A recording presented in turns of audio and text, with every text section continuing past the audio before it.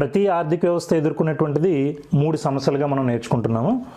ఏ వస్తువులను ఎంత పరిమాణంలో ఉత్పత్తి చేయాలి, ఏ పద్ధతిలో ఉత్పత్తి చేయాలి, ఎవరి కోసం ఉత్పత్తి చేయాలనేటువంటి అంశాల మీద ఉత్పత్తి కారకాలైనటువంటి ఈ అన్ని అంశాల గురించి మనం మాట్లాడుకుంటూ ఆర్థిక వ్యవస్థలో ఈ సమస్యలు ఎదురవుతాయి. వీటిని ఆర్థిక సమస్యలు అని అంటాం.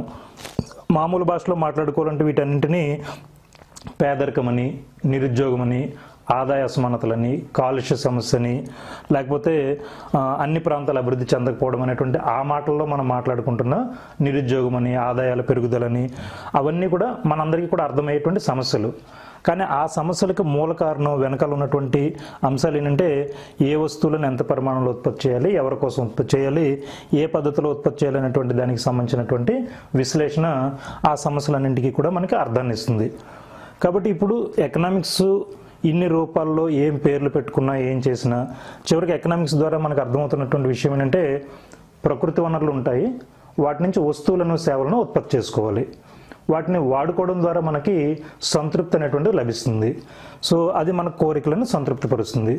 కోరికలను సంతృప్తి పరచుకోవడం అనేటువంటి దాన్ని ఏమంటున్నామంటే ప్రయోజనాన్ని పొందడము, యూటిలిటీ అని అంటాము. సో వస్తువులను, సేవలను ఉపయోగించి మనం సంతోషాన్ని పొందడము, లేకపోతే సుఖాన్ని పొందడం, సంతృప్తిని పొందడాన్ని ఏమంటున్నామంటే ప్రయోజనాన్ని పొందడం అని అంటాం, యూటిలిటీ అని అంటాము. సో ఈ ప్రయోజనం అనేటువంటిది మళ్ళీ మనం అర్థం చేసుకున్నటువంటి క్రమంలో దీన్ని కాల ప్రయోజనమని, స్థల ప్రయోజనమని, సో ఈ రూపాల్లో మనకి రకరకాల ప్రయోజనాల గురించి మనం మాట్లాడుకుంటూ ఉంటాం. అంటే ప్రయోజనం అనేటువంటిది వస్తువుల నుంచి, సేవల నుంచి ఏ ఏ సందర్భాల్లో ఎలా వస్తుంది అనేటువంటి మాట గురించి సంబంధించినటువంటి మిగతా అంశాలు అందులో ఉంటాయి మనకి. సో ఈ ప్రయోజనం అనేటువంటిది మనం పొందుతూనే ఆరోగ్యం చెడిపోకుండా, లేకపోతే ఇంట్లో వాళ్ళకి ఇబ్బంది లేకుండా, పర్యావరణానికి హాని లేకుండా కనుక మనం ప్రయోజనాన్ని పొందుతున్నట్లయితే దాన్ని సంక్షేమం అని అంటాము. సో ఏదైనా ఒక పని ద్వారా మనకి సంతోషం రావచ్చు, సరదా అనిపించవచ్చు, కానీ అది ప్రయోజనాన్ని మాత్రమే ఇస్తుందని మనం చెప్తాము. సంతోషాన్ని, సరదాని, ప్రయోజనాన్ని ఇస్తూనే ఇంట్లో వాళ్ళకి ఇబ్బంది పెట్టకుండా, మనకి ఇబ్బంది లేకుండా, వ్యక్తిగతంగా డబ్బులకి నష్టం లేకుండా సమాజానికి, ప్రపంచానికి ఉపయోగపడేటువంటి పని అయితే కనుక దాన్ని మనం సంక్షేమం పొందడం అని అంటాము. సో ఈ పాటికి మనకు అర్థమవుతుండాలి మనం చేసే పనుల్లో ఏవి మనం ప్రయోజనాన్ని ఇస్తున్నాయి, ఏవి సంక్షేమాన్ని ఇస్తున్నాయి అనేటువంటిది. సో దీర్ఘకాలిక అవసరాలను సంతృప్తిపరిచేటువంటిదంతా కూడా సంక్షేమం అవుతుంది. ఇన్స్టెంట్గా, ఇమ్మీడియట్గా మన అవసరాలు తీరుస్తూ సంతోషాన్ని భ్రమింపజేసేది కొన్ని సందర్భాల్లో, లేకపోతే నిజంగా సంతోషాన్ని పొందేటువంటి అంశాలని ప్రయోజనాన్ని పొందడం అని అంటాము. సో యూటిలిటీ అండ్ వెల్ఫేర్ అని అంటాము. ఈ వస్తువులు, సేవలు ఉపయోగించడం వెనకాల సంక్షేమం అనేటువంటిది ఒక ప్రధానమైనటువంటి లక్ష్యం ఉంటుంది. కాబట్టి ఎకనామిక్స్ చదువుకోవడం వెనకాల ఎకానమీలో ఎక్కువ వస్తు సేవలను ఉత్పత్తి చేసుకుంటూ ఆ వస్తు సేవల ద్వారా మనందరి దీర్ఘకాలిక అవసరాలు తీరుస్తూ సంక్షేమాన్ని పెంపొందించేటువంటి పనిని ఎకనామిక్స్ ద్వారా ఆ సలహాలు, సూచనల ఆధారంగా మనందరం చేసుకోగలుగుతాం. సో ఇలాంటి ఎకనామిక్స్ని 1933 వచ్చేటప్పటికి రాగ్నార్ ఫ్రిష్ అనేటువంటి ఒక ఆర్థికవేత్త, 1933లో ఈ రాగ్నార్ ఫ్రిష్ అనేటువంటి ఆర్థికవేత్త సూక్ష్మ అర్థశాస్త్రము, స్థూల అర్థశాస్త్రము, ఈయనకి నోబెల్ బహుమతి వచ్చింది రాగ్నార్ ఫ్రిష్కి. సూక్ష్మ అర్థశాస్త్రము, స్థూల అర్థశాస్త్రం అని చెప్పి మైక్రో, మ్యాక్రో ఎకనామిక్స్ అనేటువంటి పేర్లతో 2 విభాగాలుగా విభజించడం జరిగింది. సో సూక్ష్మ అర్థశాస్త్రము, స్థూల అర్థశాస్త్రము. రాగ్నార్ ఫ్రిష్ ఇచ్చినటువంటి ఈ నిర్వచనంలో భాగంగా మనకి ఏమర్థమవుతుందంటే వ్యక్తిగతంగా మనందరం కూడా ఒక్కొక్క పర్సను, ఒక్కొక్క షాప్ అతను, లేకపోతే ఒక్కొక్క సంస్థ, విడివిడిగా ఒక రైతు, ఇలా విడివిడిగా మన ఆర్థిక అంశాలన్నింటినీ కూడా పరిశీలించుకుంటూ నిర్ణయాలు తీసుకుంటూ సంక్షేమాన్ని, ప్రయోజనాన్ని పొందే ప్రయత్నం చేస్తాము. విడివిడిగా ఒక్కొక్క మనిషి ఎలా ప్రవర్తిస్తున్నాడు అనేటువంటి అంశాల గురించి మాట్లాడితే అది సూక్ష్మ అర్థశాస్త్రం అవుతుంది. ఒక వ్యక్తి కానీ, ఒక సంస్థ కానీ, ఒక ప్రభుత్వం కానీ, లేదా ఒక బ్యాంక్ కానీ, లేదా ఒక ఆఫీస్ కానీ, ఇలా ఒక్కొక్కళ్ళు విడివిడిగా ఆర్థిక అంశాల గురించి మాట్లాడితే దాన్ని సూక్ష్మ అర్థశాస్త్రంలో మనం పరిశీలిస్తూ ఉంటాం, మైక్రో ఎకనామిక్స్ అని అంటాము. కొన్ని సందర్భాల్లో అందరు ప్రజలు, దేశమంతా, ప్రపంచం అంతా కుటుంబం అంతా అని మాట్లాడుతూ ఉంటాం, అందరి గురించి మాట్లాడతాము. అలాంటి సందర్భంలో ఎకనామిక్స్ గురించి మాట్లాడితే దాన్ని మ్యాక్రో ఎకనామిక్స్ అని అంటాము. మనం సబ్జెక్టులో కూడా కొన్ని సందర్భాల్లో సమిష్టి డిమాండ్ అని నేర్చుకుంటాం, సమిష్టి సప్లై నేర్చుకుంటాం. దాని మీనింగ్ ఏంటంటే అందరికీ సంబంధించింది, అందరి అవసరాల గురించి మాట్లాడేటువంటి దాన్ని అక్కడ సమిష్టి అనేటువంటి పదంలో తీసుకుంటాం. దాన్నే మ్యాక్రో ఎకనామిక్స్లో పాటుగా నేర్చుకుంటాం. Micro economics, macro economics. ఈ మైక్రో ఎకనామిక్స్ ఇంకొక పేరు మీద మనకి ధరల సిద్ధాంతం అని అంటాము, ప్రైస్ థియరీ. దీన్ని ఎంప్లాయ్మెంట్ థియరీ అని అంటాము, ఎంప్లాయ్మెంట్ అండ్ ఇన్కమ్ థియరీ అని అంటాము. స్థూల అర్థశాస్త్రం అంతా కూడా ఉద్యోగిత అలానే ఆదాయాలకి సంబంధించినటువంటి శాస్త్రము. ఎంప్లాయ్మెంట్ థియరీ ఇది ప్రైస్ థియరీగా పిలుస్తుంటాం. ప్రైస్ థియరీలో ఇందులో ఏమేమి ప్రైస్ డిటర్మిన్ చేస్తాం మనం, దేని గురించినటువంటి ప్రైస్ అయినా సరే కూడా, ఒక వడ్డీ రేటు కావచ్చు, విదేశీ మారక ద్రవ్యం కావచ్చు, ఒక హౌస్ రెంట్ కావచ్చు, లేకపోతే మనం కొనుక్కున్నటువంటి వస్తువుల ధరలు కావచ్చు, దేనికి సంబంధించిన సరే కూడా ధర అనేటువంటిది ఎలా ఏర్పడుతుంది, ఆ ధరలను మనం ఎలా అర్థం చేసుకోవాలి అనేటువంటి అంశాల గురించి మాట్లాడేదాన్ని ప్రైస్ థియరీగా పిలుస్తున్నాం. అది మైక్రో ఎకనామిక్స్ అవుతుంది.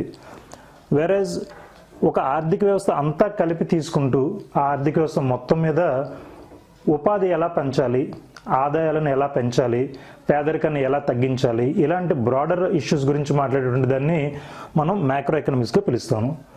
అన్ని సూక్ష్మార్థశాస్త్రాల కలగలిపే స్థూలార్థశాస్త్రం అవుతుంది. బట్ మైక్రో ఎకనామిక్స్కి మ్యాక్రో ఎకనామిక్స్కి ఉన్నటువంటి ఫండమెంటల్ డిఫరెన్స్ ఏముంటుందంటే, కొన్ని సందర్భాల్లో మైక్రో ఎకనామిక్స్లో నిజమని అనుకుంటున్న విషయం మ్యాక్రో ఎకనామిక్స్లో నిజం కాకపోవచ్చు. మనందరం డబ్బులు దాచుకుంటే, పొదుపు చేసుకుంటే కనుక అది ప్రయోజనకరం. ఒక్కొక్క మనిషి డబ్బులు దాచుకోవాలి, అది పొదుపు చేసుకోవాలి, ఇది మైక్రో ఎకనామిక్స్. కానీ అందరూ డబ్బులు దాచేసుకున్నారనుకోండి, ఎవరో కూడా డబ్బులు బయటికి తీయకపోతే కనుక మరి పెట్టుబడులు ఎక్కడి నుంచి వస్తాయి, లేకపోతే ఉద్యోగాల కల్పన ఎలా జరుగుతుంది, సో దేశం ఆర్థికంగా ఎలా అభివృద్ధి చెందుతుంది అనేటువంటిది మ్యాక్రో ఎకనామిక్స్లో ఆ లింక్ మిస్ అవుతుంది. కాబట్టి వ్యక్తిగతంగా పొదుపు చేయాలనేటువంటిది మైక్రో ఎకనామిక్స్ బాగానే ఉన్నా, అందరూ అదే పొదుపు చేస్తే మ్యాక్రో లెవెల్లో సమాజపరంగా మాత్రం నష్టం ఏర్పడుతుంది. అంటే పొదుపు అంటే కొంచెం పొదుపు కాదు, మొత్తం డబ్బులన్నీ కూడా ఆర్థిక వ్యవస్థలకు బయటికి రాకపోతే, డిమానిటైజేషన్ ఎఫెక్ట్లో చూడండి, ఎవరి దగ్గర ఎక్కడ డబ్బులు లేవు, అప్పుడు ఆటోమేటిక్గా ఆర్థిక వ్యవస్థ అనేటువంటిది నెమ్మదించడానికి ఆస్కారం ఏర్పడుతుంది. కాబట్టి మైక్రో ఎకనామిక్స్లో ఉన్నటువంటి సిద్ధాంతాలు కొన్ని రకాలుగా పనిచేస్తుంటాయి, మ్యాక్రో ఎకనామిక్స్లో ఉన్నటువంటి సిద్ధాంతాలు కొన్ని రకాలుగా పనిచేస్తాయి.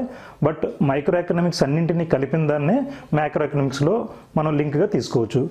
సో సూక్ష్మార్థశాస్త్రము, స్థూలార్థశాస్త్రం, దీన్ని ప్రైస్ థియరీ అంటాం, దీన్ని ఎంప్లాయ్మెంట్ అండ్ ఇన్కమ్ థియరీగా పిలుచుకుంటూ ఉంటాం. ఇందులో యాడమ్ స్మిత్ లాంటి ఆర్థికవేత్తలు ఇచ్చినటువంటి వాటిని అన్నింటినీ కూడా ఇక్కడ మనం మైక్రో ఎకనామిక్స్లో పాటుగా బాగా నేర్చుకుంటాం. అలానే ఎస్పెషల్లీ మార్షల్ని సూక్ష్మార్థశాస్త్రానికి సంబంధించినంత వరకు కూడా మెయిన్ ఎకానమిస్ట్గా చెప్పుకోవచ్చు. యాడమ్ స్మిత్ ఆర్థిక శాస్త్ర పితామహుడిగా ఎక్కువ మనం పేర్లతో పిలుచుకుంటుంటే, ఆల్ఫ్రెడ్ మార్షల్ని ధరల సిద్ధాంతానికి సంబంధించినటువంటి ఒక ప్రధాన ఆర్థికవేత్తగా చెప్పుకోవచ్చు. జేమ్ కీన్స్ని స్థూల అర్థశాస్త్రానికి సంబంధించినటువంటి ఒక ప్రధాన ఆర్థికవేత్తగా మనం చెప్పుకోవచ్చు. ఎందుకంటే ఎక్కువ సిద్ధాంతాలు వీళ్ళు ఇచ్చినటువంటి సిద్ధాంతాల్లో భాగంగా వచ్చాయి కాబట్టి. మార్షల్ ప్రైస్ థియరీ, అలానే మనకి కీన్స్ ఎంప్లాయ్మెంట్ అండ్ ఇన్కమ్ థియరీలో పాటుగా మనం లింక్ చేసుకోవచ్చు. ఇక్కడ నెక్స్ట్ అసలు ఎకనామిక్స్లో మనం నేర్చుకోవాల్సినటువంటి అంశాలు ఏమేమి ఉంటాయనేటువంటి తీసుకుంటే, అసలు బేసిక్గా ఎకనామిక్స్ అనేటువంటిది ఇందాక నుంచి మనం చెప్పుకుంటున్నాము. ప్రైస్ థియరీ బేసిక్గా ఇప్పుడు మ్యాక్రో ఎకనామిక్స్ ఎలా ఉన్నా సరే కూడా ఎకనామిక్స్లో, మైక్రో ఎకనామిక్స్లో ముఖ్యంగా మనం నేర్చుకునేటువంటిది ప్రతి అంశానికి, ప్రతి వస్తువుకి, సేవకి, ఏదైనా ఒక పనికి, ఒక అవకాశానికి, ఒక ఆపర్చునిటీగా మనం పిలుస్తున్నాము. ఏ అంశానికైనా సరే కూడా, ఒక విదేశీ మారక ద్రవ్యానికి, ఒక వడ్డీ రేటుకి, దేనికైనా సరే కూడా రేట్ అనేటువంటిది ఎలా ఫిక్స్ చేయాలనేటువంటిది మనకు బాగా తెలిస్తే, ఆ రేట్ అనేటువంటిది ఎలా ఏర్పడుతుందో తెలిస్తే ఆటోమేటిక్గా మనం చాయిస్ బాగా తీసుకోగలుగుతాము. సో ఎప్పుడైతే కనుక రేట్ యొక్క విలువ తెలీదో, రేట్ ఎలా ఏర్పడుతుందో మనకు తెలీదో, ఆటోమేటిక్గా మనం తప్పుడు నిర్ణయాలు తీసుకుంటాము. సో పావలాకి, రూపాయికి, 2 రూపాయలకి ప్లాస్టిక్ కవర్స్ ఇవాళ అందుబాటులో ఉన్నాయి బయట అంతా కూడాను. సో వీటి రేటు బాగా తక్కువగా ఉందని చెప్తూ మనందరం కూడా ఎక్కువగా వాడుకుంటున్నాము. కానీ దాని అసలైనటువంటి రేటు ధర అనేటువంటిది ఈ రూపాయల్లో మనకి రిఫ్లెక్ట్ అవ్వట్లేదు. యాక్చువల్గా ప్లాస్టిక్ వల్ల కలిగేటువంటి అనర్థాలు మనకు తెలుస్తూ ఉంటాయి కాబట్టి ఆటోమేటిక్గా ప్లాస్టిక్ ఎంత పొల్యూటింగ్ ఫ్యాక్టర్ మనకు అర్థమైంది కాబట్టి యాక్చువల్గా ప్లాస్టిక్ యొక్క ధర చాలా ఎక్కువగా ఉండాలి, ఎందుకంటే అది చాలా అవసరమైతే తప్పితే మనం వాడుకోకూడదు. కానీ ధరల నిర్ణయంలో సరైనటువంటి ఏర్పాట్లు సరిగ్గా జరగకపోవడం వల్ల ప్లాస్టిక్ చాలా చీప్గా దొరుకుతుంది కాబట్టి మనందరం ఎక్కడ పడితే దాన్ని వాడుకుంటున్నాం. సో ధరల సిద్ధాంతాన్ని సరిగ్గా అర్థం చేసుకోకపోతే, ప్రైసింగ్ అనేటువంటిది ఎలా జరగాలో తెలియకపోతే, ఎలా జరపాలో తెలియకపోతే కనుక ఆటోమేటిక్గా బయట సొసైటీలో ధరలు అనేటువంటిది సరిగ్గా రిఫ్లెక్ట్ అవ్వవు. పావలా వడ్డీ ఎక్కడి నుంచి వస్తుంది? మనకి ₹1,00,000కి ఎవరైనా అప్పు తీసుకుంటే కనుక బయట ఎక్కడైనా సరే చాలా ఎక్కువ రేట్లు ఉంటున్నాయి. రోడ్డు మీద ఎవరిని అడిగినా చెప్తారు, తోపుడు వాళ్ళందరూ కూడా రోజుకి ₹10 వడ్డీకి అప్పు తెచ్చుకుంటారు. అలానే మనకి ఒక ఇంటి కోసం అప్పు తెచ్చుకోవాలన్నా 15%, 16% వడ్డీ లేకుండా ఎక్కడ కూడా అప్పు దొరకట్లేదు. అలాంటిది అతి తక్కువ శాతంలో సంవత్సరానికి 4%, ఇంకా తక్కువ స్థాయిలో పావలా వడ్డీని ప్రభుత్వాల వాళ్ళు సమాజానికి ఇవ్వగలుగుతున్నారంటే ఎలా నిర్ణయించగలుగుతున్నారు? ఎంతంత నష్టం జరుగుతుంది దాంట్లో? ఆ నష్టాన్ని పన్నుల రూపంలో కానీ ఇతరతర రూపాల్లో కానీ ఎలా దాన్ని మనకి కాంట్రిబ్యూట్ చేసుకుంటున్నారు అనేటువంటిది ధరల సిద్ధాంతం చదివే కొద్దీ మనకు అర్థమవుతుంది. మనకి మెయిన్గా ఇక్కడ మాట్లాడుకుంటున్నది ధరల సిద్ధాంతం అనేటువంటిది అర్థం అవ్వాలనంటే, ధర ఎలా నిర్ణయం అవ్వాలో అర్థం అవ్వాలనంటే ఈ ఎకనామిక్స్లో ఉన్నటువంటి డిమాండ్ సప్లై అనేటువంటి ఒక 2 అంశాల గురించి నేర్చుకుంటే ఈజీగా మనకు అర్థమవుతుంది.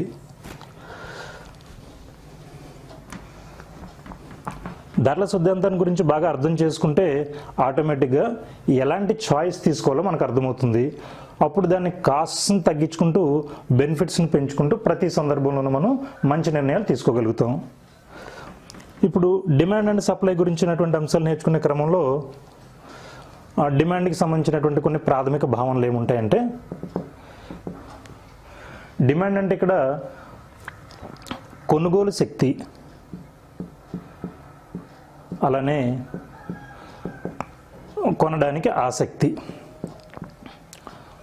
కొనుక్కోవాలనేటువంటి ఒక ఇష్టం ఉంటూ కొనుక్కోగలిగేటువంటి కెపాసిటీ ఉన్నట్లయితే ఆ రెండింటినీ కలిపిన దాన్ని డిమాండ్ చేయడం అని అంటాం. కేవలం ఇంట్రెస్ట్ ఉన్నంత మాత్రం చేత దాన్ని మనం డిమాండ్ అని అన్నాం ఎకనామిక్స్లో. కొనుగోలు శక్తి ఉండాలి, పర్చేజింగ్ పవర్ ఉండాలి, ఇంట్రెస్ట్ కూడా ఉండాలి. ఈ రెండు ఉన్నట్లయితే దాన్నే డిమాండ్గా చెప్తూ ఉంటాము. ఈ డిమాండ్ సిద్ధాంతం ఏం చెప్తుంది మనకి ఎకనామిక్స్లో? బేసిక్గా ధర కనుక పెరిగితే డిమాండ్ తగ్గుతుంది, ధర తగ్గితే డిమాండ్ పెరుగుతుంది. ఇతర అన్ని విషయాలు పక్కన పెట్టి బేసిక్గా ధరకి డిమాండ్కి రిలేషన్షిప్ మాట్లాడుకుంటే ధర పెరిగితే డిమాండ్ తగ్గుతుంది. ఆబ్వియస్గా మనందరం కూడా ధరలు తగ్గినప్పుడే ఎక్కువ కొంటాము. దీన్నే లా ఆఫ్ డిమాండ్ అని అంటాము, డిమాండ్ సూత్రం అని అంటాము. డిమాండ్ అంటే ఏంటో మనం తెలుసుకుంటూ డిమాండ్ సూత్రం ఏంటో తెలుసుకున్న తర్వాత డిమాండ్ సూత్రంలో కూడా కొన్ని మినహాయింపులు ఉన్నాయి. ఇందాక మనం అనుకున్నట్టుగా గిఫెన్ వస్తువులు కొన్ని సందర్భాల్లో ధర తగ్గినా సరే కూడా కొన్ని రకాలైనటువంటి పాడైపోయిన వస్తువులు లేకపోతే క్వాలిటీ తక్కువ ఉన్నటువంటి వస్తువులకి పెద్దగా రేట్లు పెరగవు. దాన్ని మనం గిఫెన్ వస్తువులు అని అంటాము. కొన్ని సందర్భాల్లో ధర పెరిగినా సరే కూడా డిమాండ్ పెరుగుతూనే ఉంటుంది, డిమాండ్ తగ్గదు. వాటిని మనం వెబ్లన్ వస్తువులు అని అంటాము. అలానే కొన్ని సందర్భాల్లో షేర్ మార్కెట్లో కూడా ధరలు పెరిగిపోతూ ఉన్నప్పుడు ప్రైసెస్ కూడా పెరుగుతాయి. ఏ షేర్ల ధరలు పెరుగుతాయో వాటి డిమాండ్ కూడా పెరుగుతుంది. కాబట్టి ఇక్కడ ధర పెరిగితే డిమాండ్ తగ్గుతుంది, ధర తగ్గితే డిమాండ్ పెరుగుతుంది అనేటువంటి పిలువబడేటువంటి లా ఆఫ్ డిమాండ్ అనేటువంటిది అన్ని సందర్భాల్లోనూ వర్తించదు. కొన్ని సందర్భాల్లో సినిమా ఫస్ట్ రోజున మనకి అత్యవసరం కాబట్టి సరదా కాబట్టి ఎంత రేటు పెరిగినా సరే కూడా మనం కొనుక్కుంటాం. సో దాన్ని మనం ఇక్కడ లా ఆఫ్ డిమాండ్కి ఒక మినహాయింపు సూత్రంగా మనం చెప్పుకోవచ్చు. ఈ డిమాండ్ అనేటువంటిది బేసిక్గా దేని మీద డిపెండ్ అవుతుంది? ఒక వస్తువు యొక్క ధర, ఆ వస్తువు యొక్క ఇతర వస్తువులు, ఆ వస్తువుతో పాటుగా మనందరం కూడా పొందేటటువంటి కంపారిజన్కి అవకాశం ఉన్నటువంటి ఇతర వస్తువుల ధరలు, అలానే ఆదాయము, వ్యక్తిగతంగా ఒక వినియోగదారుడికి ఉన్నటువంటి ఆదాయము, అలానే ప్రభుత్వ నిర్ణయాలు లేకపోతే సమాజంలో ఉన్నటువంటి ఇతర నిర్ణాయకాలు, సో ఒక డిమాండ్ అనేటువంటిది దేని మీద ఆధారపడి ఉంటుందంటే ఒక వస్తువు యొక్క ధర, ఇతర వస్తువుల యొక్క ధరలు, వినియోగదారుని యొక్క ఆదాయాలు, అలానే బయట ఉన్నటువంటి పరిస్థితులు, వీటన్నింటి మీద ఆధారపడి ఒక డిమాండ్ అనేటువంటిది ఏర్పడుతుంది. ఈ డిమాండ్ అనేటువంటిది చాలా సందర్భాల్లో ధర పెరిగినప్పుడు డిమాండ్ తగ్గడం, ధర తగ్గినప్పుడు డిమాండ్ పెరగడం జరుగుతుంది. అలానే ఇతర వస్తువుల ధరలతో కూడా సంబంధాన్ని కలిగి ఉంటుంది. సపోజ్ కొన్ని రకాల వస్తువులు ఉంటాయి, ప్రత్యామ్నాయ వస్తువులు. అంటే ఒక వస్తువుకు బదులుగా ఇంకొక వస్తువుని మనం వాడుకోవచ్చు. ప్రత్యామ్నాయ వస్తువులు, ఈ పుస్తకం బదులుగా వేరే పుస్తకం, ఈ పెన్నుకు బదులుగా వేరే పెన్ను, అలా వాడుకునేటువంటి అవకాశాలు ఉన్న చోట ఒక వస్తువు యొక్క ధర తగ్గితే వేరొక వస్తువు యొక్క రేటు పెరుగుతుంది. సో ప్రత్యామ్నాయ వస్తువుల విషయంలో సాధారణంగా మనం రెగ్యులర్గా వాడుకుంటున్నటువంటి వస్తువు ధర తగ్గినట్లయితే కనుక వేరొక వస్తువుకి పర్టికులర్గా మనం ఇతర వస్తువుల జోలికి వెళ్లకుండా ఆ వస్తువునే మరింతగా ఎక్కువగా కొనుక్కుంటూ ఉంటాం. దాన్ని మనం ప్రత్యామ్నాయ వస్తువుల విషయంలో ధరల గురించి మాట్లాడినప్పుడు చెప్పుకుంటూ ఉంటాం. వేరేజ్ పూరక వస్తువులను ఉంటాయి. పూరక వస్తువులు అంటే ఖచ్చితంగా రెండు వస్తువులని ఒకదానితో ఒకటి కలిపి వాడుకోవాలి. రెగ్యులర్గా ఎప్పుడు చెప్పుకున్నటువంటి example shoes and socks. Shoes rate పెరుగుతున్నట్లయితే సాక్సులకి డిమాండ్ తగ్గుతుంది. సో షూస్ పెరిగే కొద్దీ కూడా ఆటోమేటిక్గా సాక్స్లు మళ్ళీ మనం కొనలేం కాబట్టి, అవసరం ఉండదు కాబట్టి షూస్ కొనకపోవడం వల్ల షూస్ రేట్లు పెరిగే కొద్దీ సాక్సుల యొక్క డిమాండ్ తగ్గుతుంది. సాక్సుల యొక్క డిమాండ్. సో పూరక వస్తువుల విషయంలో ఒక వస్తువు యొక్క ధర పెరిగితే ఇంకొక వస్తువు యొక్క డిమాండ్ తగ్గుతుంది. వేరేజ్ ఇక్కడ వచ్చేటప్పటికి ప్రత్యామ్నాయ వస్తువుల విషయంలో ఒక వస్తువు ధర తగ్గితే, ఒక వస్తువు యొక్క ధర తగ్గితే ఇంకొక వస్తువుకి, ఆ ప్రత్యామ్నాయ వస్తువు ఏదైతే ఉందో ఆ వస్తువుకి కూడా డిమాండ్ తగ్గిపోతుంది. ఎందుకంటే ఈ వస్తువును వాడినా ప్రత్యామ్నాయ వస్తువును వాడినా ఒకే రకమైనటువంటి ప్రయోజనం ఉంటుంది కాబట్టి రెండు ప్రత్యామ్నాయ వస్తువుల్లో ఒక వస్తువు యొక్క ధర తగ్గితే ఇంకొక వస్తువు యొక్క డిమాండ్ కూడా తగ్గిపోతుంది. ఆటోమేటిక్గా అందరూ కూడా పాత వస్తువుని వాడడం మొదలు పెడతారు కాబట్టి. సో ప్రత్యామ్నాయ వస్తువుల్లోనూ పూరక వస్తువుల్లోనూ ఉన్నటువంటి ఈ సంబంధాల మీద కూడా మనకు కొంత అవగాహన ఉండాలి. అంటే వెరీ సింపుల్ థింగ్, ఇక్కడ ధరకి డిమాండ్కి మధ్య ఉండేటువంటి సంబంధాల గురించి మాట్లాడుతున్నాము. ధర డిమాండ్ విషయంలో అల్టిమేట్గా మనకి డిమాండ్ అనేటువంటి ఒక ఆస్పెక్ట్ గురించినటువంటి విషయాలు తెలుస్తాయి. డిమాండ్ గురించి ఎందుకు తెలుసుకోవాలనంటే ధరల సిద్ధాంతంలో భాగంగా ఏదైనా ఒక వస్తువు యొక్క ధర రెండు అంశాల మీద ఆధారపడి ఉంటుంది. ఒకటి డిమాండ్, రెండోది సప్లై. ఏ వస్తువు యొక్క ధర అయినా సరే కూడా రెండు అంశాల మీద ఆధారపడి ఉంటుంది. ఒకటి డిమాండ్, రెండోది సప్లై. డిమాండ్ గురించినటువంటి అంశాలు, సిద్ధాంతాలు తెలుసుకోవడం, అలానే సప్లై గురించినటువంటి సిద్ధాంతాలు, సూత్రాలు తెలుసుకుంటే ధరలు ఎలా ఏర్పడతాయో మనకు ఆటోమేటిక్గా అర్థమవుతుంది. అలానే మళ్ళీ ఇక్కడ సప్లైకి సంబంధించినటువంటి విషయాలు కూడా చూస్తే సప్లై కూడా సేమ్ ఇలాంటి అంశాలతో భాగంగా ముడిపడి ఉంటుంది. డిమాండ్ అంటే ఇక్కడ ప్రజలందరూ కూడా ఎలా కోరుకుంటారు అనేటువంటి దాని గురించి మాట్లాడితే అది డిమాండ్ అవుతుంది. అమ్మకందారులందరూ కూడా ఎలా వ్యవహరిస్తారు అనేటువంటి అంశం గురించి మాట్లాడితే అది సప్లై అవుతుంది. ధర పెరిగితే సప్లై పెరుగుతుంది. ధర పెరిగితే సప్లై పెరుగుతుంది. ధర తగ్గితే సప్లై కూడా తగ్గుతుంది. ధర పెరిగితే అమ్ముకునేటువంటి వాళ్ళకి ఎక్కువ లాభాలు వస్తాయి కాబట్టి వాళ్ళందరూ కూడా సప్లైని పెంచుకోవడానికి ఇష్టపడతారు. ధర తగ్గితే అమ్ముకునేటువంటి వాళ్ళకి పెద్దగా ప్రయోజనం ఉండదు కాబట్టి వాళ్ళ సప్లైని తగ్గించే ప్రయత్నం చేస్తారు. సో ధరకి సప్లైకి మధ్య ఉన్నటువంటి దీన్ని ప్రపోర్షనల్ రిలేషన్షిప్ అని అంటాము, పాజిటివ్ రిలేషన్షిప్. వేరేజ్ ఇక్కడ డిమాండ్లో మాత్రం లా ఆఫ్ డిమాండ్లో ఇన్వర్స్ రిలేషన్షిప్ గురించి మాట్లాడతాం. There is a negative relationship between, inverse relationship between price and demand అని అంటూ ఉంటాం. ఇక్కడ పాజిటివ్ రిలేషన్షిప్, ధర పెరిగితే సప్లై పెరుగుతుంది, ధర తగ్గితే సప్లై తగ్గుతుంది. సప్లై కూడా సేమ్ ఇలానే మనకి ఒక వస్తువు యొక్క ధర, ఇతర వస్తువుల యొక్క ధరలు, అలానే టెక్నాలజీ, ప్రభుత్వపు విధానాలు, ఇలాంటి అంశాలన్నింటి మీద కూడా సప్లై ఆధారపడి ఉంటుంది. వేరేజ్ ఇక్కడ మనకి డిమాండ్లో కూడా ఇంకా ఒకటి రెండు అంశాలు ఉంటాయి మనకి. ఒక వస్తువు యొక్క ధర, ఇతర వస్తువుల యొక్క ధరలు, అలానే వ్యక్తిగతంగా ఉన్నటువంటి ఆదాయాలు, దాంతోపాటుగా వ్యక్తిగతంగా ఉన్నటువంటి అభిరుచులు, ఇష్టాయిష్టాలు, వీటన్నింటి మీద కూడా డిమాండ్ అనేటువంటిది ఆధారపడి ఉంటుంది. సో సప్లై అనేటువంటిది కూడా ధరలు, ఇతర వస్తువుల ధరలు, టెక్నాలజీ, ప్రభుత్వ నిర్ణయాలు, ప్రపంచంలో ఉన్నటువంటి పరిస్థితులు, ఇలాంటి వాటన్నింటి మీద సప్లై డిటర్మిన్ అవుతుంది.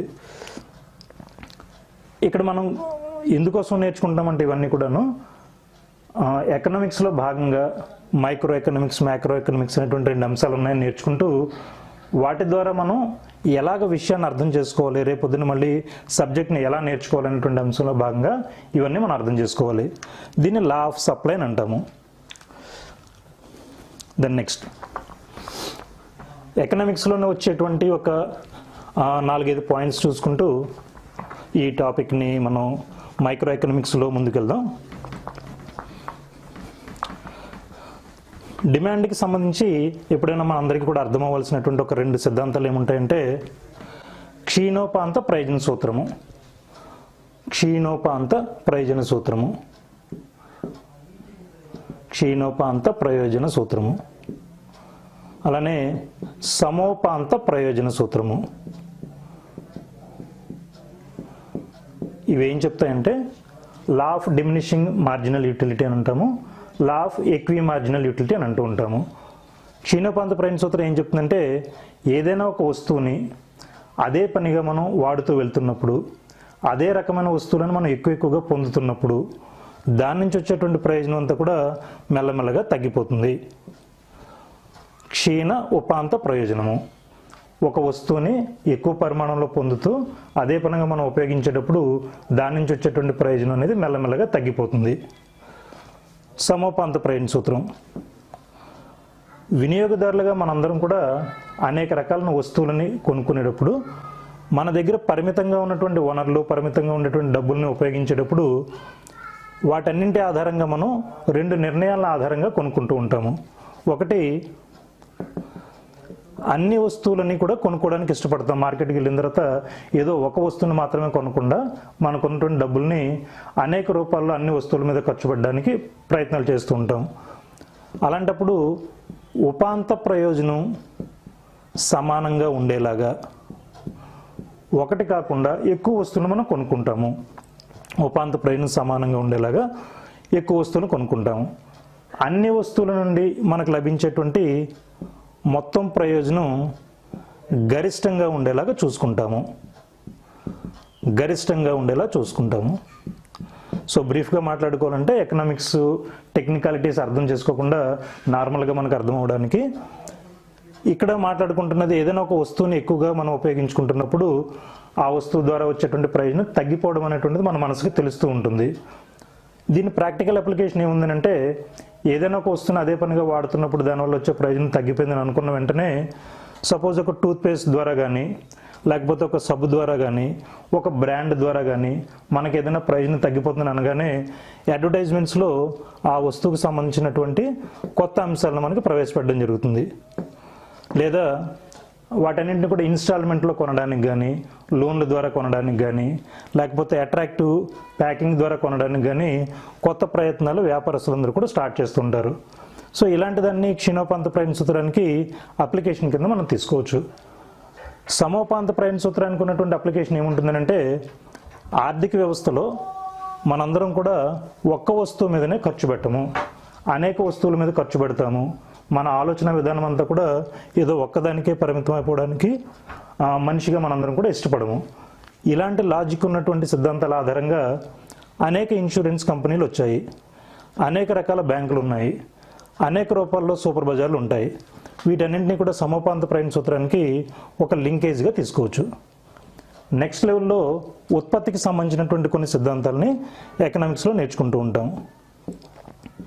దాని పేరు చరానుపాతాల సూత్రము, చరానుపాతాల సూత్రము. అలానే తరహాను అనుసరించిన ప్రతిఫలాల సూత్రము, తరహాను అనుసరించిన ప్రతిఫలాల సూత్రము. ఈ 2 సూత్రాలు కూడా మనకి ఏం చెప్తాయనంటే సాధారణంగా ఏదైనా ఒక ఉత్పత్తి ప్రక్రియలో మనందరం కూడా ఉత్పత్తి చేసే క్రమంలో మొదటగా ఎక్కువ లాభాలు వస్తాయి, తర్వాత కాలంలో ఆ లాభాలు మెల్లమెల్లగా తగ్గుతాయి, చివరగా వచ్చేటప్పటికి నష్టాలు వస్తాయి. ఇది చాలా సింపుల్ థింగ్, ఆర్డినరీ లైఫ్ లివింగ్లో ఉన్నటువంటి పార్ట్ అయినప్పటికీ కూడా ఎకనామిక్స్ ద్వారా ఈ 2 సూత్రాల ద్వారా తెలిసినటువంటి ఈ విషయంలో ఉన్నటువంటి ప్రయోజనం ఏంటంటే ఎప్పుడు గరిష్టంగా మనకు లాభం ఉంది, ఎప్పుడు నష్టాలు మొదలవుతున్నాయి అనేటువంటి అంశాన్ని బేరీజ్ వేసుకోవడానికి ఈ సూత్రాలు మనకి సహాయం చేస్తాయి. సో ఆ పాయింట్ దగ్గర మన ఉత్పత్తిని ఆపేయాల్సినటువంటి పరిస్థితిని మనం గెస్ చేసుకోగలుగుతాం. ఎక్కడ లాభాలు ఎక్కువగా ఉన్నాయి, ఎక్కడ నష్టాలు రాబోతున్నాయి అనేటువంటి విషయం తెలుసుకున్నటువంటి పరిస్థితుల్లో మనం ఆ ఉత్పత్తిని అక్కడితో ఫర్దర్గా నష్టపోకుండా ఆపేసుకోగలిగేటువంటి వీలుని మన మైండ్కి అర్థమవుతూ ఉంటుంది. దాన్ని చాయిస్ మేకింగ్లో ఇదంతా కూడా మనకి హెల్ప్ అవుతుంది. సో ఉత్పత్తి ప్రక్రియలో ఉన్నటువంటి ఈ 2 సిద్ధాంతాల గురించి కూడా ఎక్కువగా మనకి ఎకనామిక్స్లో నేర్చుకుంటూ ఉంటాం. లాస్ట్ కొంత అనాలిసిస్ తీసుకుంటే ధరలు అనేటువంటివి మైక్రో ఎకనామిక్స్లో చూస్తున్నాం మనం. ఎక్కడ ఇలాంటి ధరలన్నీ కూడా నిర్ణయం అవుతూ ఉంటాయి. ధరలు మార్కెట్లో నిర్ణయం అవుతాయి. ఈ మార్కెట్లు 2 రకాలుగా ఉంటాయి బేసిక్గా. పరిపూర్ణ పోటీ మార్కెట్టు, అపరిపూర్ణ పోటీ మార్కెట్టు. అపరిపూర్ణ పోటీ మార్కెట్టు ఎక్కువ మంది సంస్థలుండి ఎక్కువ మంది వినియోగదారులు వచ్చి ఎవరికి నష్టం లేకుండా కనుక ఆ వస్తువుల్ని సేవల్ని అమ్ముకోవడం కొనుక్కోవడం చేస్తుంటే కనుక రైతు బజార్ లాగా, అలాంటి దాన్ని పరిపూర్ణ పోటీ మార్కెట్ అని అంటాము. అలా కాకుండా ఎవరో ఒకరికి అమ్మకందారులకి కానీ కొనుగోలుదారులకు కానీ ఎవరో ఒక్కరికి మాత్రమే ప్రయోజనం ఉండేలాగా కనుక మార్కెట్లో అమ్మకాలు కొనుగోలు జరుగుతుంటే కనుక దాన్ని అపరిపూర్ణ పోటీ మార్కెట్ అని అంటాము. దీంట్లోనే ఏకస్వామ్యము, సో ఒక్కడే అమ్మకందారుడు ఉండి ఎక్కువ లాభాలు పొందేటువంటి పరిస్థితి ఏకస్వామ్యం అని అంటాము. ఇద్దరు మాత్రమే అమ్మకందారులు ఉండి వాళ్ళిద్దరూ కూడా మార్కెట్ని పంచుకుంటూ ఉంటే కోకోకోలా కంపెనీ, పెప్సీ కంపెనీ లాగా దాన్ని ద్విస్వామ్యము అని అంటాము. సో 4-5 ఉత్పత్తిదారులు ఉండి మార్కెట్ని పంచుకుంటూ ఉంటే ఎలక్ట్రానిక్స్ కంపెనీస్ లాగా దాన్ని పరిమిత స్వామ్యంగా పిలుస్తూ ఉంటాం. పరిమిత స్వామ్యము, అలిగోపొలి. ఒకే రకమైనటువంటి వస్తువుని తయారు చేస్తూ చిన్న చిన్న మార్పులతో చాలా ఎక్కువ మంది ఉత్పత్తిదారులు ఉన్నట్లయితే దాన్ని ఏకస్వామ్య పోటీ అని అంటాము. టూత్పేస్ట్లు, సబ్బులు, మందులు, షాంపూలు ఇలాంటివన్నీ కూడా ఒక్కడే అమ్మకందారుడు ఉన్నాడు, రైల్వే లాగా, భారత ప్రభుత్వం లాగా, సో దాన్ని ఏకస్వామ్యము. ఇద్దరు అమ్మకందారులు ఉన్నారు, ద్విస్వామ్యము. 4-5 ఉన్నారు, పరిమిత స్వామ్యము. చాలా ఎక్కువ మంది ఉంటే కనుక ఏకస్వామ్య పోటీ. ఇవన్నీ మనకి బయట మార్కెట్ పరిస్థితుల్లో కనబడుతూ ఉంటాయి. దీన్ని అపరిపూర్ణ పోటీ మార్కెట్ అని అంటాము. ఎకనామిక్స్ ద్వారా అనలైజ్ చేసిన తర్వాత మనకు అర్థమయ్యేటువంటి విషయం ఏంటంటే అపరిపూర్ణ పోటీ మార్కెట్ అనేది మనకి పెద్దగా అవసరం ఉండదు. మనకు కావాల్సింది పరిపూర్ణ పోటీ మార్కెట్. కానీ వాస్తవంగా అపరిపూర్ణ పోటీ మార్కెట్ అనేటువంటిదే మార్కెట్లో ఉంది. ఎకనామిక్స్ నేర్చుకున్నటువంటి ఆర్థికవేత్తలు, రాజకీయవేత్తలు చేయాల్సినటువంటి ప్రధానమైనటువంటి పని ఏంటంటే మార్కెట్ని పరిపూర్ణ పోటీగా మార్చడం. ఎకనామిక్స్ అర్థం చేసుకుంటే, మార్కెట్ కండిషన్స్ అర్థమైతే పరిపూర్ణ పోటీ మార్కెట్ విలువ కూడా తెలుస్తుంది. లాస్ట్లో పంపిణీ. సో ఎకనామిక్స్లో మనకు వచ్చేటువంటి లాస్ట్ అంశం పంపిణీ గతి. ఇందాక మనం అనుకున్నాం ఏ వస్తువులను ఉత్పత్తి చేయాలి, ఎవరి కోసం ఉత్పత్తి చేయాలని అన్నప్పుడు ఉత్పత్తి కారకాలను నేర్చుకున్నాం మనం. ఉత్పత్తి కారకాలు ఇవి 5గా ఉంటాయి. భూమి, శ్రమ, మూలధనము, వ్యవస్థాపన, సాంకేతిక పరిజ్ఞానము. సాంకేతిక పరిజ్ఞానము. సో భూమి అనేటువంటిది మనం ఉత్పత్తి ప్రక్రియలో వాడుకునేటప్పుడు దానికి బదులుగా మనం రెంట్ అనేటువంటిది పే చేస్తాం. బాటకము అని అంటాము. రెంట్. భూమినే సహజ వనరులు అనేటువంటి పేరుతో కూడా పిలుస్తుంటాం. దానికి మనం ఇచ్చేటువంటి రాయల్టీ కానీ, రెంట్ కానీ, లీజ్ కానీ ఇలాంటి దాన్ని బాటకం అనేటువంటి పేరుతో పిలుస్తాము. శ్రమ. శ్రమ అంటే దానికి బదులుగా శారీరక శ్రమ, మానసిక శ్రమ, వేతనాన్ని ఇస్తూ ఉంటాం. మూలధనము. దానికి పెట్టుబడికి బదులుగా వడ్డీ ఇస్తాం. వ్యవస్థాపన, మేనేజ్మెంట్ అనేటువంటి దాన్ని వాడుకున్నందుకు గాను ఉత్పత్తి ప్రక్రియలో దానికి లాభం అనేది షేర్గా వెళ్తుంది. సాంకేతిక పరిజ్ఞానము, ఇందాక అనుకున్నట్టుగా దీనికి కూడా రాయల్టీ అనేటువంటి ధర ఉంటుంది. సో పంపిణీ అనేటువంటి ఒక అంశంలో భాగంగా ఎకనామిక్స్ మనకి ఏం చెప్తుందంటే వివిధ ఉత్పత్తి కారకాలకి ఎలాంటి ధరలు పే చేయాలి, ఎలాంటి ప్రతిఫలాలు ఇవ్వాలి అనేటువంటి అంశం మీద డిస్కషన్ చేస్తుంది. భూమికి బాటకము, శ్రమకు వేతనము, మూలధనానికి వడ్డీ, వ్యవస్థాపకుడికి లాభము, సాంకేతిక పరిజ్ఞానానికి రాయల్టీ ఇవ్వడం ద్వారా ఉత్పత్తి ప్రక్రియలో వాళ్ళందరినీ కూడా ఇన్వాల్వ్ చేసి ఎక్కువ వస్తువుల్ని, సేవల్ని మనం తయారు చేసుకోవచ్చు. సో ఎకనామిక్స్ బాగా అర్థమైనప్పుడు ఎంత బాటకం ఉంచవచ్చు, వడ్డీ రేట్లు ఎలా నిర్ణయించాలి, రెంట్ ఎంత ఎక్కువగా ఉంటుంది లేకపోతే ఎంత తక్కువగా ఉంది, లేకపోతే మనకి కౌలు రేట్లు ఎలా ఉన్నాయి, వడ్డీ రేట్లు ఎలా ఉన్నాయి, లాభం ఎవరికి ఎక్కువగా వస్తుంది దేశంలో, ఏ పరిస్థితుల్లో లాభం ఎక్కువగా మనకి లాభసాటి వ్యాపారాలను పొందగలుగుతున్నారు, అలానే రాయల్టీని ఎలా నిర్ణయించాలి, సో వేతనాలు ఎలా ఉన్నాయి, ఎందుకు శ్రామికులందరూ కూడా వేతనాలు తక్కువగా ఉన్నాయని చెప్పి బాధపడుతున్నారు, ఇలాంటి అంశాలన్నింటికి సంబంధించి డీటెయిల్స్ అన్ని కూడా మనం నేర్చుకోవచ్చు. సో పంపిణీ సిద్ధాంతంలో భాగంగా ఉత్పత్తి కారకాలు అనేటువంటి వాటికి ధరలు ఎలా నిర్ణయించబడతాయో మనం నేర్చుకుంటాం. అంటే ఇక్కడ ఇందాక నుంచి అనుకున్నట్టుగా వస్తువులు, సేవలు ధరలు కానీ, ఉత్పత్తి కారకాల ధరలు కానీ, వడ్డీ రేట్లు కానీ, లేకపోతే ఫారిన్ ఎక్స్చేంజ్ ధరలు కానీ, ఏ వస్తువు ఏ సేవకైనా సరే కూడా, ఏ అంశానికైనా సరే కూడా ధర ఎలా నిర్ణయం అవుతుందో మనం ఎకనామిక్స్లో భాషలో నేర్చుకుంటూ ఉంటాం. సో ధర నిర్ణయం అవడానికి ఉన్నటువంటి రెండు ప్రధాన కారణాలు ఉంటాయి. ఒకటి డిమాండ్, రెండోది సప్లై. సో డిమాండ్, సప్లైకి సంబంధించినటువంటి సూత్రాలు నేర్చుకుంటూ, ధరలు ఎక్కడ నిర్ణయం అవుతాయో మార్కెట్కి సంబంధించినటువంటి పరిస్థితులు తెలుసుకుంటూ, సో ఉత్పత్తి కారకాల గురించి అర్థం చేసుకుంటూ ఉత్పత్తి గురించి చెప్పేటువంటి దాన్ని మనం ఎకనామిక్స్లో భాగంగా మనం నేర్చుకోవచ్చు. సో ఓవరాల్ ఎకనామిక్స్లో 4 అంశాలను ప్రధానంగా మనం నేర్చుకుంటాం. ఒకటి డిమాండ్ గురించి, రెండవది సప్లై గురించి, మూడవది మార్కెట్ల గురించి, నాలుగవది పంపిణీ అనేటువంటి అంశం గురించి. ఈ 4ంటిని మనకి నేర్పేదే మైక్రో ఎకనామిక్స్ అవుతుంది. ఈ మైక్రో ఎకనామిక్స్ని ధరల సిద్ధాంతం అని అంటాము. ధరల సిద్ధాంతం గురించి బాగా తెలిస్తే మనం మంచి చాయిస్లు తీసుకోగలుగుతాము. ఏ పనిలోనైనా ఆ పని చేయొచ్చా చేయకూడదు అనేటువంటి చాయిస్ని బాగా తీసుకోగలుగుతాం. అది కొరత సమస్యకి పరిష్కారం అవుతుంది. ఎకనామిక్స్ నేర్చుకోవడం ద్వారా కొరత అనేటువంటి సమస్యను అధిగమించడానికి, సంక్షేమము లేకపోతే సంపద పెంచుకోవడానికి అంతర్జాతీయ స్థాయిలో కానీ, ఐక్యరాజ్య సమితి కానీ, భారతదేశ ప్రభుత్వాలు కానీ, మన రాష్ట్రంలో ఉన్నటువంటి ప్రభుత్వాలు కానీ, మనం కానీ ఈ ఎకనామిక్స్ పరిజ్ఞానం అంతా కూడా డెవలప్ చేసుకోగలిగినప్పుడు ఆటోమేటిక్గా మంచి చాయిస్లు చేసుకోగలుగుతాము. మంచి డైరెక్షన్ వైపు మనం వెళ్ళగలుగుతాము. సస్టైనబుల్ డెవలప్మెంట్ గోల్స్ అనుకునేటువంటిది ఒక మంచి చాయిస్గా మనం చెప్పుకుంటున్నాము. ఆ డైరెక్షన్లో మనం వెళ్ళగలుగుతాము. అలా లేనప్పుడు రాంగ్ చాయిసెస్ తీసుకుంటాము. ఆ రాంగ్ చాయిసెస్ వల్ల ఎకనామిక్ కాస్ట్ అనేటువంటిది మనకి చాలా ఎక్కువ అవుతుంది, నష్టాలు ఎక్కువ అవుతాయి.